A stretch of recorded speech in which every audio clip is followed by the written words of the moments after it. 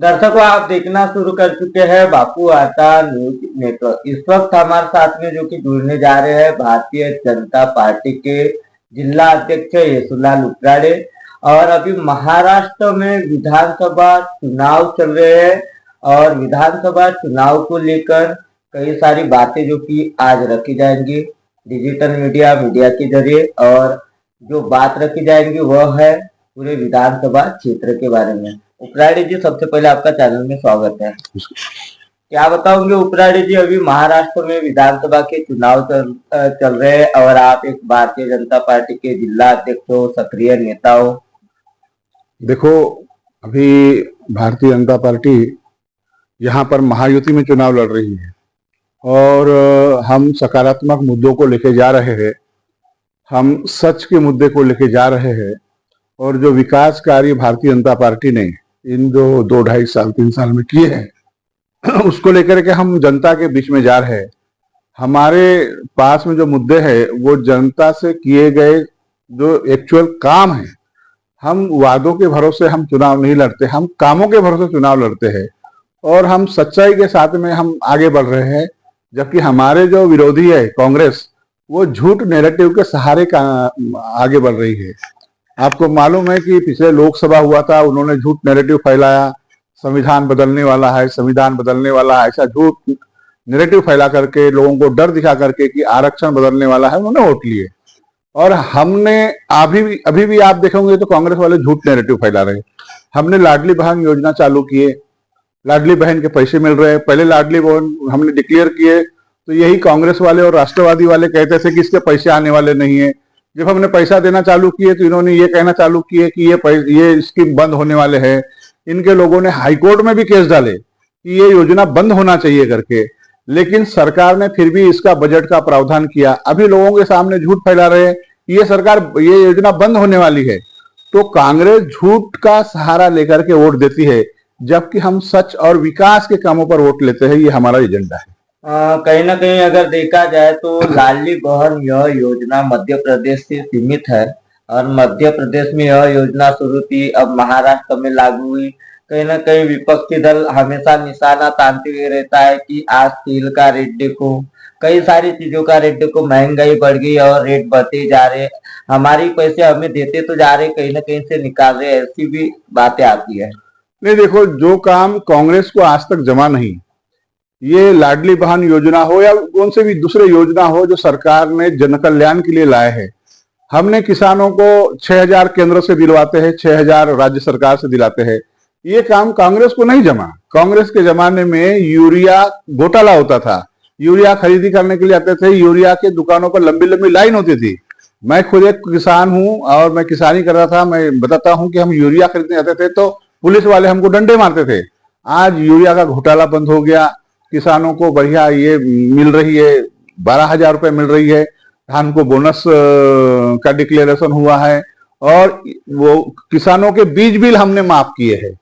ऐसे जो योजना है सरकार ने किए हैं। अब ये लोग आरोप लगा रहे हैं कि ये योजना लाने से बोले ये महंगाई आई है, तो इन योजनाओं से महंगाई नहीं आई है। एक्चुअल में ये योजना इन्होंने भी चालू करने का प्रयास किए थे। इन्होंने डिक्लेयर किए थे कि कर्नाटक में हमारी सरकार आई तो हम लाभ देंगे करके। उनकी सरकार कर्नाटक में आई, लाभ नहीं दिए। तेलंगाना में ये योजना टीआरएस के जमाने में चालू किया था। टीआरएस ने ये योजना चालू किया था। अभी जो बीआरएस पार्टी है वो चंद्रशेखर राव की, इनकी जब सरकार आई तो ना इन्होंने किसानों को पैसा दिया, ना इन्होंने बहनों को पैसा दिया। इनकी सरकार हिमाचल प्रदेश में थी, हिमाचल प्रदेश में भी ये लोग आश्वासन दिए, पैसा दे नहीं सके। जबकि भारतीय जनता पार्टी की सरकार मध्य प्रदेश में है, लाडली बहन योजना वहां चालू हुई, वहां पर इन्होंने बोले कि ये बजट गड़बड़ा जाएगा, पैसे कहां से लाओगे, देने से होगे। अभी भी मध्य प्रदेश में ये योजना चल रही है। छत्तीसगढ़ में इसी तर्ज पर छत्तीसगढ़ में महतारी वंदन योजना लाया गया। महतारी वंदन योजना के तहत भारतीय जनता पार्टी की सरकार वो महिलाओं को पैसे दे रही है। वहां भी इन्होंने भूपेश जी बघेल जोर जोर से, वहां के जो मुख्यमंत्री थे, बोले ये सब इनका चुनावी जुमला है, ये झूठ बोलते हैं, ये पैसे देने वाले नहीं है। सरकार आई, सरकार पैसे दे रही है। वहां महाराष्ट्र में भी सरकार ने घोषणा किया, सरकार ने पैसे दिया है। अभी तो नवंबर महीने का चुनाव का अग्रिम पैसा लाडली बहनों को मिल चुका है। जैसे चुनाव हो जाते हैं फिर हम लोग ये अगले महीने का फिर से ये योजना हम लोग चालू रखेंगे और लाडली बहनों को पैसे देंगे। लेकिन इसमें एक चीज बात है, जनता को मालूम हो गई है, बहनों को भी मालूम हो गई है, यदि भारतीय जनता पार्टी आती है तो ये योजना चालू रहेगी, और कांग्रेस यदि आती है तो ये योजना बंद हो जाएगी। क्योंकि इनका रिकॉर्ड रहा है, इन्होंने विरोध भी किए है, इन्होंने कोर्ट में भी गए हैं, इन्होंने नागपुर हाईकोर्ट में भी केस डाले कि ये योजना बंद होना चाहिए करके। तो जो बहनों को, जो लोगों को चाहिए कि योजना चालू है, वो भाजपा को मतदान करेंगे, और जिनको चाहिए कि योजना बंद हो जाना चाहिए वो कांग्रेस को मतदान करेंगे। रहा सवाल महंगाई का, तो महंगाई निश्चित तौर पर एक समय में बढ़ती है फिर कम होती है।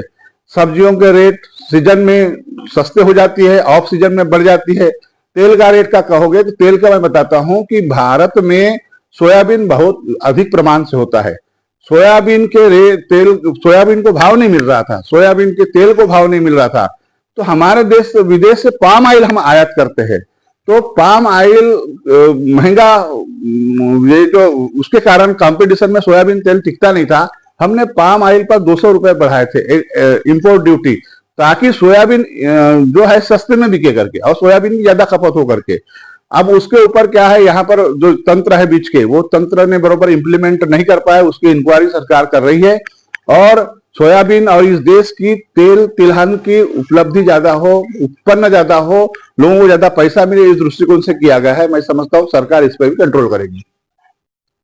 क्या बताओगे, एक और अगर देखा जाए तो अभी मुर्गा अर्जुनी विधानसभा क्षेत्र के बात हम आपके आगे रखेंगे। मुर्गा अर्जुनी विधानसभा क्षेत्र से जो कि आपके माजी पालक मंत्री राजकुमार बडोले, यह भाजपा में थे, भाजपा से राष्ट्रवादी में पर्दा पर्दा पर्दा पर्दा क्या आपने जहां तक के सुना होगा, अभी मुर्गा अर्जुनी विधानसभा क्षेत्र को लेकर आपके भारतीय जनता पार्टी से जो कि चुनकर आए थे राजकुमार बडोले, फिर पालक मंत्री अवधि पर पहुंचे। अवधि पर पहुंचने के बाद आज महायुति गठबंधन तो है आपका, अगर देखा जाए तो भारतीय जनता पार्टी, एकनाथ शिंदे तथा शिवसेना तथा राष्ट्रवादी, यह यूटी में है। यूटी में रहने के बाद मुर्गा अर्जुनी विधानसभा क्षेत्र से जो कि माजी पालक मंत्री है, यह चुनाव लड़ने के लिए अपनी दावेदारी तो पेश किए। उन्होंने क्या राष्ट्रवादी में वो वाकई में गए? नहीं, वो मुर्गा अर्जुनी का ऐसा है कि भारतीय जनता पार्टी, राष्ट्रवादी कांग्रेस और शिवसेना, ये तीनों मिलकर के यह चुनाव लड़ रही है। गोंदिया जिले में 4 विधानसभा है और 4 में से 3 भारतीय जनता पार्टी लड़ रही है, तिरोड़ा, गोंदिया और आमगांव देवरी।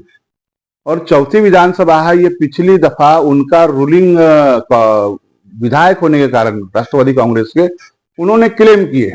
हमारा प्रयास था कि अंतिम तक वो सीट भारतीय जनता पार्टी को छूटे, क्योंकि हमारे पास में राजकुमार जी बडोले, ये एक अच्छा कद्दावर नेता था और है अभी भी, और उनके नेतृत्व में चुनाव लड़े, ऐसे पार्टी के वरिष्ठ लोगों की इच्छा थी। आखिरी तक के हमने प्रयास किए कि ये सीट बीजेपी को छूटे करके, लेकिन वो सीट गठबंधन की चर्चा में वरिष्ठ लोगों ने चर्चा की है, तो वो सीट राष्ट्रवादी कांग्रेस को गए। अब राष्ट्रवादी कांग्रेस को गए तो फिर ऐसा तय किया गया कि जो इलेक्टोरल मेरिट जो है वो बडोले साहब में है, तो भारतीय जनता पार्टी के लीडर के रूप में उन्होंने काफी मेहनत भी की है। गांव गांव में 5 साल तक के उन्होंने प्रयास किए हैं, अच्छा वो जनता, उनको लोकप्रियता अच्छी है, तो इसीलिए वरिष्ठों ने यह तय किए कि बडोले साहब राष्ट्रवादी कांग्रेस के उम्मीदवार होंगे। पक्ष आपका और उम्मीदवार हमारा, इस फार्मूले पर वो खड़े हैं। राजकुमार बडोले कोई पार्टी छोड़ करके भागे नहीं है, और राजकुमार बडोले को हमने पार्टी से निष्कासन नहीं किए है। ये जो गठबंधन का आपस में तालमेल है, सामंजस्य है, जिसके कारण राजकुमार बडोले राष्ट्रवादी कांग्रेस के चुनाव चिन्ह पर चुनाव लड़ रहे हैं। हालांकि भारतीय जनता पार्टी के एक बहुत ही स्थापित नेता के रूप में वो रहे हैं, और मुझे नहीं लगता इसमें जनता में कोई किसी प्रकार का भ्रम होगा। एक तरफ अगर देखा जाए तो आमगांव देवरी यह विधानसभा क्षेत्र सुर्खियों में बना रहता है।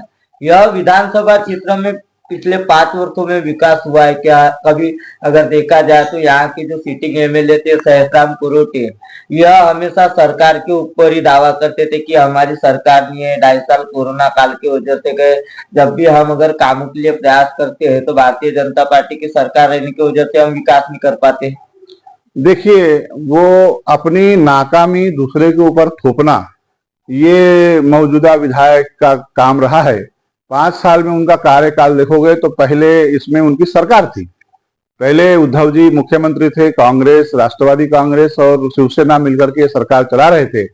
और लंबी लंबी बातें उन्होंने विधानसभा के चुनाव के पहले भी किया। उन्होंने बोला था कि मुझे चुन के दो, मैं आम गांव में नगर परिषद कैंसल करके ग्राम पंचायत ला करके दूंगा, ऐसा उन्होंने किए थे।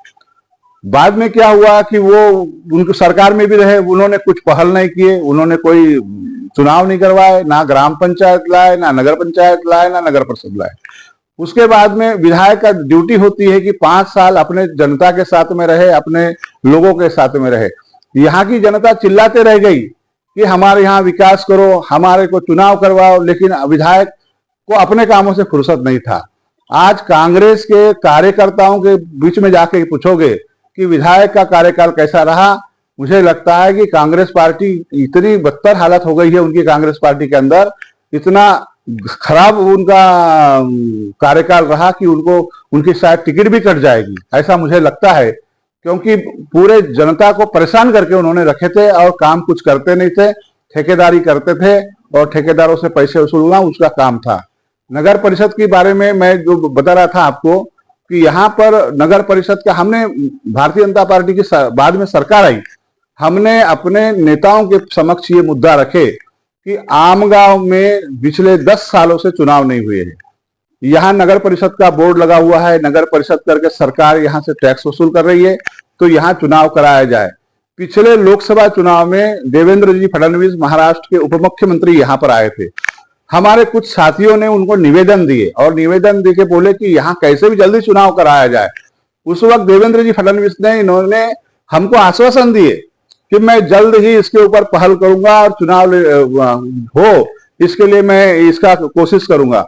अभी इस सरकार ने, देवेंद्र जी फडणवीस की सरकार, भारतीय जनता पार्टी की सरकार ने, जो सुप्रीम कोर्ट में केस चालू था कि इस हाई कोर्ट के केस को, जो जजमेंट को चैलेंज करने के लिए, वो केस को विड्रॉल करने का इन्होंने लेटर दे दिया है। उसका विड्रॉल करने का लेटर इसलिए दिया है क्योंकि सुप्रीम कोर्ट में 10 सालों से केस पेंडिंग है और 10 साल से केस पेंडिंग रहने के कारण वहां जजमेंट नहीं हो रहा है, वहां लंबी कतारें हैं केसेस की और पता नहीं ये केस की कब सुनवाई होगी और कब जजमेंट होगा। तो फडणवीस जी ने उस अपील को वापस लेना और वापस लेकर के नगर परिषद निर्माण के लिए फिर से प्रयास सरकार द्वारा हो और जल्द से जल्द चुनाव हो करके इस सरकार ने वो पिटीशन वापस लेने के लिए एप्लीकेशन सुप्रीम कोर्ट में दे दिए है।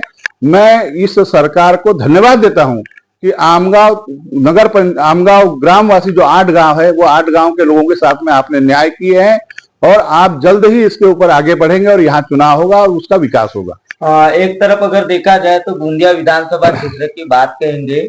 गोंदिया विधानसभा क्षेत्र के जो कि पूर्व विधायक है, यह क्या भारतीय जनता पार्टी में सिर्फ चुनाव लड़ने के लिए आए थे उस समय, अभी और वापस गए कांग्रेस में, हालांकि तो चुनाव लड़ने के लिए ही गए क्या?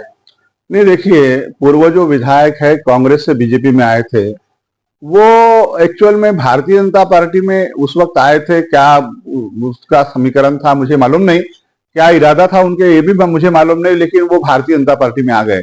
भारतीय जनता पार्टी में आए, चुनाव लड़े, चुनाव हार गए, 5 साल बीजेपी में भी रहे वो, लेकिन बीजेपी में वो रम नहीं पाए, बीजेपी में जम नहीं पाए, क्योंकि बीजेपी की संस्कृति और कांग्रेस की संस्कृति में जमीन आसमान का अंतर है। बीजेपी में रहना है तो जनता के बीच में रह के, जनमानस के साथ में रह करके जनता के डेवलपमेंट का काम करना पड़ता है। कांग्रेस की जो काम करने की शैली वो अलग होती है। कांग्रेस में एक आदमी नेता रहता है और बाकी सब फॉलोअर रहते हैं, सबको वो लोग अपने कर्मचारी समझते हैं। हमारे यहाँ हर कार्यकर्ता जवाबदार रहता है, मालक रहता है, डिसीजन मेकिंग रहता है। शायद ये संस्कृति वो उनको जम नहीं पाई और वो बीजेपी में मिल नहीं पाए, रम नहीं पाए। अंतिम में वो 1-1.5 साल से प्रयास कर रहे थे कांग्रेस में चले जाए, लेकिन मुझे जैसा ऊपर से सुनने में आती थी आप लोगों के मीडिया के माध्यम से कि कांग्रेस वाले उन्हें लेने तैयार नहीं है, इसलिए वो जा नहीं पा रहे। लेकिन अंत में कांग्रेस ने उनको ले लिया, कांग्रेस में वो चले गए, कांग्रेस के उम्मीदवार भी हो गए हैं, अब उनका भाग्य उनके साथ में है। लेकिन वो भारतीय जनता पार्टी में रम नहीं पाए, मिल नहीं पाए, भारतीय जनता पार्टी की जो आचरण है उसको वो अमल नहीं ला पाए थे, इसलिए वो चले गए। क्या लग रहा है आपको, महाराष्ट्र में फूल खिल पाएगा 100%, 100%? देखिए, अभी जो महाराष्ट्र में जो हवा चल रही है आप बंबई से यदि देखेंगे, और बंबई से लास्ट विधानसभा हम जहां बैठे हैं अभी, आमगांव देवरी, ये लास्ट विधानसभा है।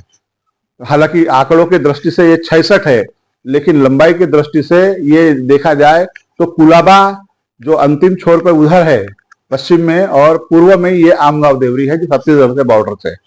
पूरी इसमें देखा जाए तो भारतीय जनता पार्टी और महायुति के फेवर में हवा है। वो हमारा गठबंधन जल्दी फाइनलाइज हो गया, हमारी सीट जल्दी फाइनलाइज हो गई, हमारे उम्मीदवार जल्दी फाइनलाइज हो गया। कांग्रेस में अभी भी झगड़ा चालू है। अब मैं यहाँ का बताता हूँ, यहाँ पर दो गुट हो गया कांग्रेस में। आपके मीडिया के माध्यम से ही मैंने देखा, कांग्रेस के लोग एक दूसरे को लात बुक्की से मार रहे थे, गाली गलौज कर रहे थे। सोशल मीडिया पे वीडियो वायरल हुआ था। हाँ, एक खासदार का ग्रुप और एक आमदार का ग्रुप ऐसे करके। तो इनकी इतनी बुरी हालत है कि ये नेता भी परेशान है और जनता भी इनसे परेशान है। और जितने अच्छे काम किए हैं, मैं आप कामों का लिस्ट आप बोले तो बहुत सारे कामों का लिस्ट है।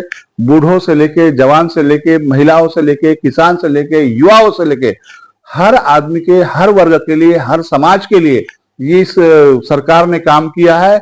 और मुझे लगता है कि जनता इस बार 100% महायुति के पक्ष में वोटिंग देगी। भारतीय जनता पार्टी, शिवसेना और राष्ट्रवादी कांग्रेस की सरकार यहाँ बनने जा रही है।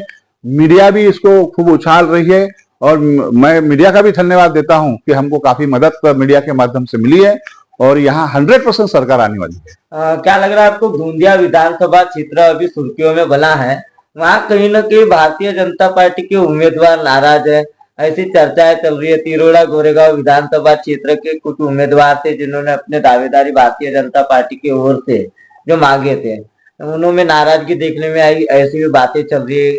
नहीं, मैं जिलाध्यक्ष होने के नाते इस मुद्दे की तरफ मैं केयरफुली ध्यान दिया हूं। क्या होता है कि जब इलेक्शन डिक्लेयर होता है तो इलेक्शन में टिकट मांगने वाले अनेक लोग रहते हैं। यहाँ आमगांव विधानसभा में भी है, सभी विधानसभा में रहती है। भारतीय जनता पार्टी में 8-10 लोग टिकट मांगते हैं, और टिकट मांगना उनका अधिकार होता है कार्यकर्ताओं का, इसलिए हम उसका विरोध भी नहीं करते, उनके सम्मान करते हैं। लेकिन टिकट डिक्लेयर करते वक्त इलेक्टोरल मेरिट देखते हैं हम लोग, जो जीत के आने वाला है ऐसे ही उम्मीदवारों को पार्टी टिकट देती है। और 10 लोग में से एक को ही टिकट है, एक ही सीट है, 10 को तो मिलने वाला नहीं है। साहजिक है 9 लोगों में नाराजगी आती है कि मेरा विचार नहीं हुआ, मुझे टिकट नहीं मिली करके। हर बार ऐसा होता है, हम हर बार उनको समझाने का प्रयास करते हैं। गोंदिया में भी, तिरोड़ा में भी, आमगांव में भी मेरा निरंतर प्रयास अभी उनसे मिल रहा हूं, मैं उनको समझा रहा हूं, वो समझ भी रहे हैं। और मुझे नहीं लगता कि जनता नाराज है। और दूसरी एक बात, भारतीय जनता पार्टी में जो काम किया है, भारतीय जनता पार्टी की संस्कृति में जो पला है, वो कभी भी भारतीय जनता पार्टी के निर्णयों का विरोध नहीं करता, विद्रोह नहीं करता। कहीं कहीं आपको विद्रोह देखने मिलेगा, ये समझ जाना कि वो भारतीय जनता पार्टी के संस्कृति का आदमी नहीं है। वो चाहे बाहर से आया होगा और फिर भारतीय जनता पार्टी में मिल गया होगा, ऐसे ही लोग भारतीय जनता पार्टी के खिलाफ में जाते हैं। नहीं तो जो भारतीय जनता पार्टी से सच्चा प्रेम करते हैं, वो अंत तक भारतीय जनता पार्टी के वरिष्ठों के निर्णय के साथ में रहते हैं, अपने कमल फूल के साथ में रहते हैं। और मुझे नहीं लगता कि इसका विद्रोह का कोई अर्थ रहेगा, और ये विद्रोहियों को जनता चाहती भी नहीं है। आमगांव नगर परिषद का जो मामला है, 8 से 9 गांव का मामला है, आज 8 गांव का मामला है। जहां तक कि अगर देखा जाए तो उन 8 गांव में आज विकास नहीं हुआ। कई सारी खबरें आपने देखे होंगे, मीडिया के जरिए कई सारी बातें उछाली गई आपने, जहां तक कि अगर देखा होगा तो वहां के लोगों का एक और अभी कहना आता है कि अभी कुछ लोग कांग्रेस के कि हमारे वजह से हुआ, कुछ लोगों का कहना है कि जैसे आपने अभी कहा कि विड्रॉल करने की तैयारी है केस को। देखिए, आप मेरा इंटरव्यू ले रहे हैं नगर परिषद पर, मेरा आपसे यह भी निवेदन है कि आप कांग्रेस वालों का भी इंटरव्यू लेना। कांग्रेस वाले को एक प्रश्न जरूर पूछना कि आपने अभी फटाके फोड़े थे कुछ दिन पहले कि हम जीत गए और हमारा विजय हो गया। उनको ये पूछना कि आपने फटाके किस कारण के पूछे थे, क्योंकि सुप्रीम कोर्ट में कोई जजमेंट हुआ नहीं, नगर पंचायत बनाने का कोई ऑर्डर हुआ नहीं, ग्राम पंचायत बनाने का कोई ऑर्डर हुआ नहीं, और आपने फटाके कैसे फोड़ दिए कि हम जीत गए जीत गए जीत गए। मुझे लगता है कांग्रेस वालों ने चुनाव के पहले जनता को गुमराह करने के लिए, जनता को धोखा देने के लिए ये एक ढोंग कर रहे हैं। इनका विधायक था सुहेश राम करोटे, इन्होंने ये ऐसा भ्रम फैलाया कि हम जीत गए। इनको बोलते कागज दिखाओ तो कागज नहीं दिखाते, इनको बोले कोई ऑर्डर है तुम्हारे पास तो ऑर्डर नहीं दिखाते।